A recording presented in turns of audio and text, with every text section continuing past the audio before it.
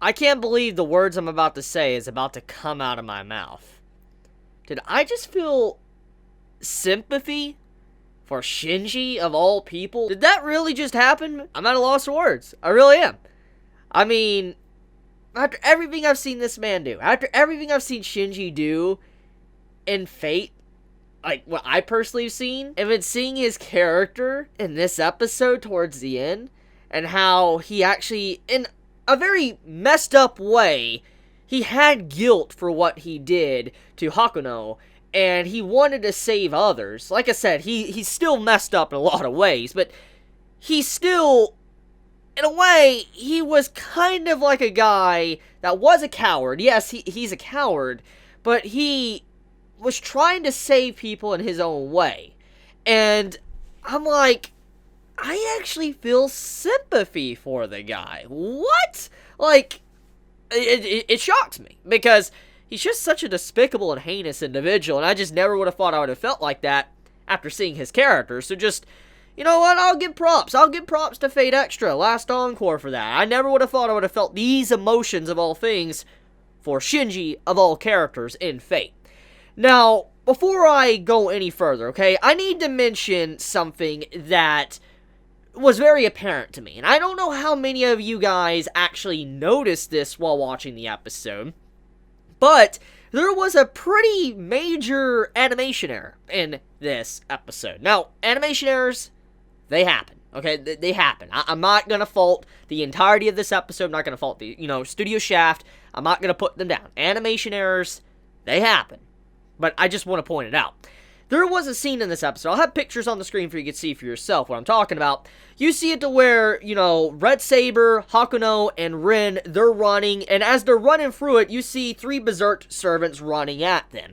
And as the Berserk servants running at them, you see it to where Red Saber grabs Hakuno, jumps up, and leaves Rin behind, and then this entire, hacked, rectangle thing pops up and blocks Rin in. You can see where Rin's starting to get blocked in. And as she's getting blocked in and she's running, you see the barrier go on top of the Berserk, servants, and blocks them in, apparently, too. But before that exactly happens, you see to where, Red Saber and Hakuno, they land near, the elevator, the control panel, and you see Rin just magically pop up there. And like I said, that's an animation error, because Rin should not have been there. From the entire scene, the way it played out, Rin should not have managed to make it there, unless she has, flash step or something, like she's able to teleport in some way. But looking at the way the scene was done, it looks like it's an animation error, that Rin just, wasn't meant to be in that scene running underneath, the green rectangle, and when she arrived there at the control panel, it just, like I said, animation error. Because I do know when it comes to working on anime, when they're, working on, episodes and stuff, making the certain frames, you have different, certain animators working on different scenes for an individual episode, so most likely that's probably what happened. It probably wasn't the same person working on these 2 different scenes, probably 2 separate people, and it was just an error, and they, didn't realize how that's a kind of a big error right there. But, overall, though, I just wanted to point that out. Let's talk about Rin for a second. So there was a very interesting scene in this episode that, honestly, I missed it. I missed it the first time around. I watched the episode a second time to, get all the images I need for this video, and I noticed it, and I'm like, okay, that's weird. Let me show you, okay? So, you have it to where the main male character, Hakuno, which, like I said, he's like cardboard. He's plain as a board and all that. He's very bland. The only thing he really has is anger and stuff. He takes this potion, this magical potion, which is for masters. Now, we know what a master and servant is when it comes to Fate, so I'm not going to get into that. But he takes a magical potion for himself. Rin throws him a potion, he takes it.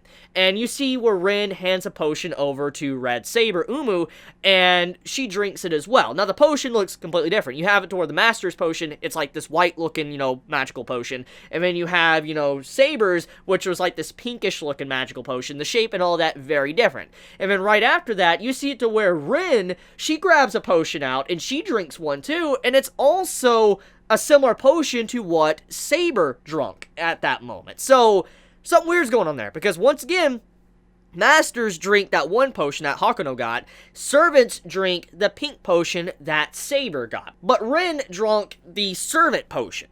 So that's a little bit weird for me. It's very weird because that doesn't make sense for Rin to drink something like that, unless it's an animation error. I already did mention an animation error, and that potentially could be, but I doubt it. I feel like there's some hints going on here, because there is a scene that happens in this episode that implies something is definitely off with Rin.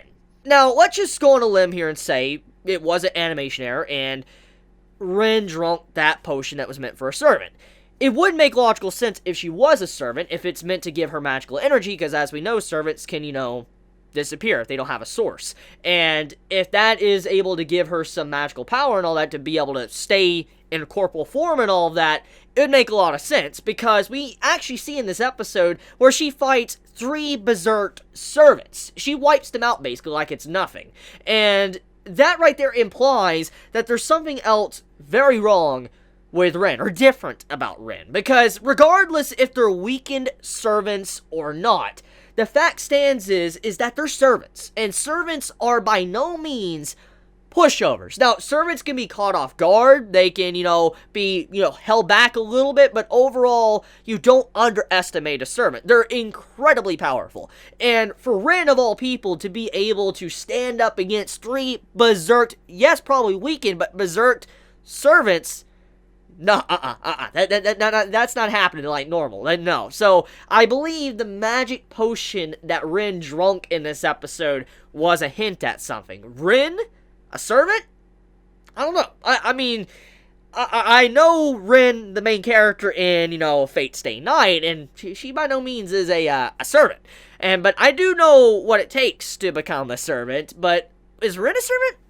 That would be shocking. I would be thoroughly surprised if that was what's being implied here. I'd be shocked, but I just wanted to point that out. That was a big thing about this episode that stood out to me, and I'm like, out of everything I could take from this, that is definitely something that does need to be discussed. So, if you have any explanation for that, like, okay, guys, don't spoil me, please don't spoil me, but if it's an error, or if this could potentially be something for, Fate Extra, let me know in the comments below, discuss this, because I do want to know what you guys feel about that.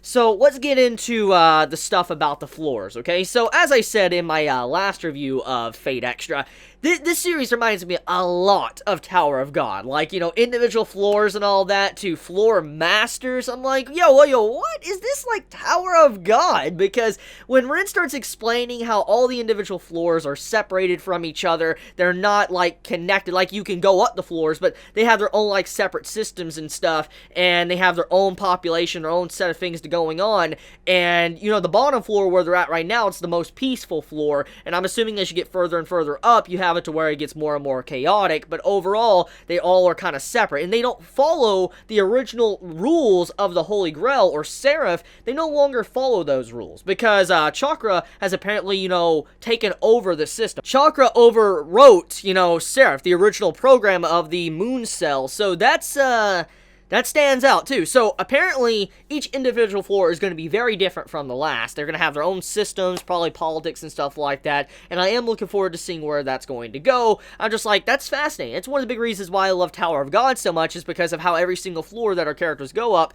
is very different, and that's, what's happening here. So, just interesting. Very interesting stuff I just wanted to point out there, and I do like that little detail to the world. Now, speaking of world building and stuff, the overall aspect of the towers and floor and all that, or the tower and the floors, it reminds me a lot of Dante's Inferno. Now, I highly doubt I'm the first person to mention this, because, I know there's a lot out there that really love Dante's Inferno, or the message of it and all that, or the 7 layers of hell and stuff. I know that's a big thing, and I feel like that's kind of also what this is. It's like Dante's Inferno, and I wonder if that's where this is going to go, because Fate does use, like, complicated themes and stuff like that every so often, and I could definitely see that being integrated into Fate Extra, if that is where, the Nasuverse, Type Moon wants to take it. I would like that. I have no problem with that, but I also get some Dante Inferno vibes from this tower, since, we found out that the floor they're on is the most peaceful, and then it's going to get more and more chaotic. It just, like I said, reminds me of the layers of hell and stuff. As you go further and further down, it gets much worse as you go on. Okay, so, besides that, let's also talk about, let's talk about the servant, okay? So the pink-haired servant in this episode. So Drake, I want to be honest here, I don't really know much about Drake. I really don't. All I can get from this episode is that Drake is a pirate, and a very well-known pirate, has Wild Hunt. Now, I have heard of the Wild Hunt, okay? Not just from the Witcher 3 Wild Hunt, but I've heard about Wild Hunt before in mythology and legends and stuff like that, so it wasn't my first time encountering Wild Hunt. However, when it comes to Drake as a person or a person in myth, I don't know much about Drake, so I'm not even going to say I know anything, okay?